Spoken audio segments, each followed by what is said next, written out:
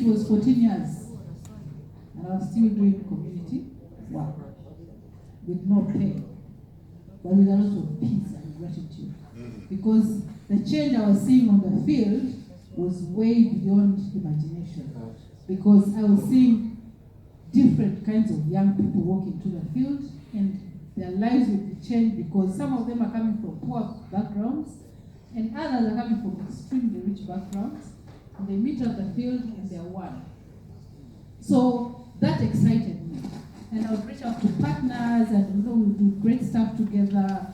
Of course, as a woman being in a male-dominated space, it was not easy. And being a Muslim for that matter, and being a foreigner for that matter, it was very challenging for me. And one of the things that I think when I had the professors here and the doctors speaking about being resilient, and I thought to myself, I have been resilient because there were so many times I could have given up, but I just kept going. There were many times I had challenges. There were many times I met sabotage.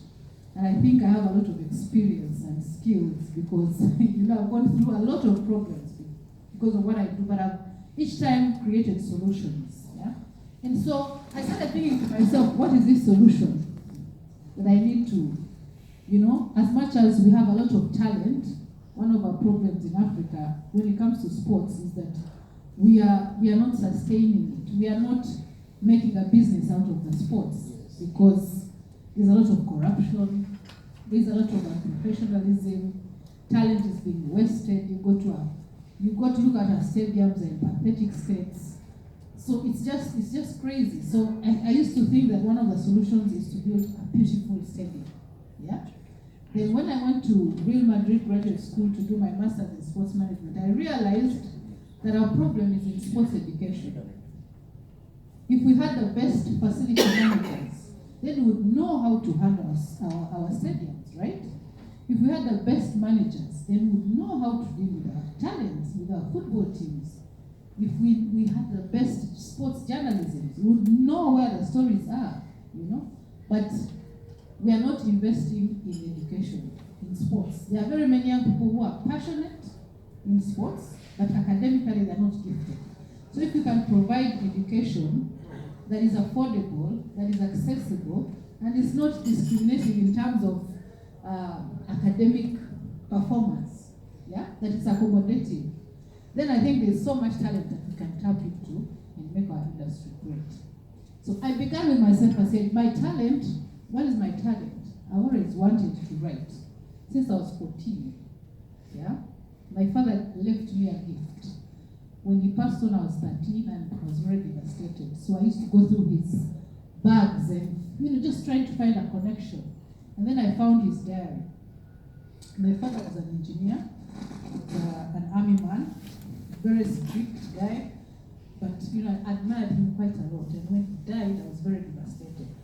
So finding his diary and realizing this man had a lot of poetry in him, he would write his adventures, he would keep his things, I found articles he'd written to newspapers, and I just fell in love with words. I don't know whether I fell in love with words or I fell in love with the idea that I could actually be something close to what my father was. Girls and their fathers, yeah? So I started writing, scribbling. I started scribbling poetry every day, and I just fell in love with words. And I think with time, I started dreaming of writing a book. And I wanted to write a poetry book because that's what I knew. And trust me, as I wrote, I started pursuing my vision. I'd write to publishers and ask them, look, I have this poetry book. Can you publish it? And they'll be like, sorry, Mariam, we cannot publish single anthologies. So, but I kept knocking at doors, and one day, a Kenyan publisher called Oxford Press, they wrote back to me. That was many years later when I moved to Mombasa. And they wrote me and said, Mariam, can you send us 5 of your best poems?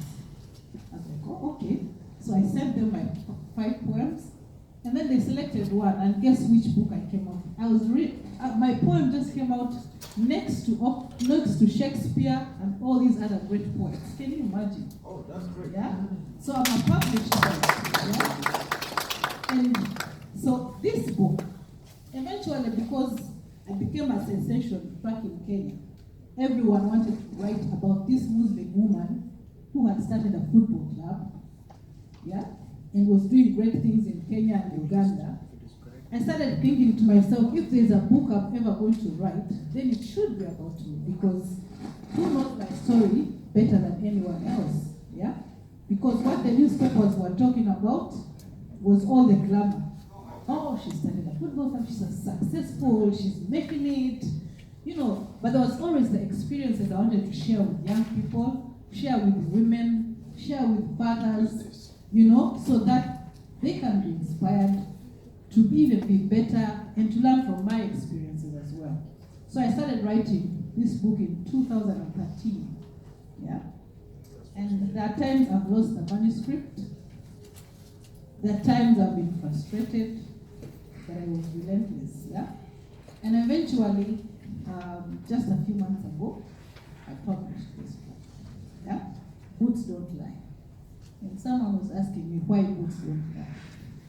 Boots don't lie whenever I would be on the field.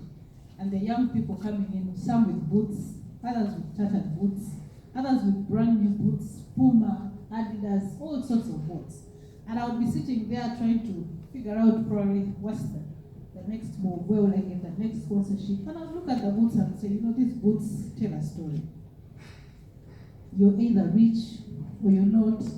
You're either struggling or you're not. You've either played football or you've not, yeah? Especially when it comes to the African setting. If you've really played, your boot will be tattered, full of dust, yeah? You know? So each boot actually told a story. So that's how I came up with this title called Boots Don't Lie. And maybe someone might think, you know, what next? I mean, you've written the book. I started a foundation called the Africa Sports Foundation. And I want to dream. And today I've learned something. I've been talking about, each time I would say this dream, I would be scared and a bit, you know, not confident, yeah?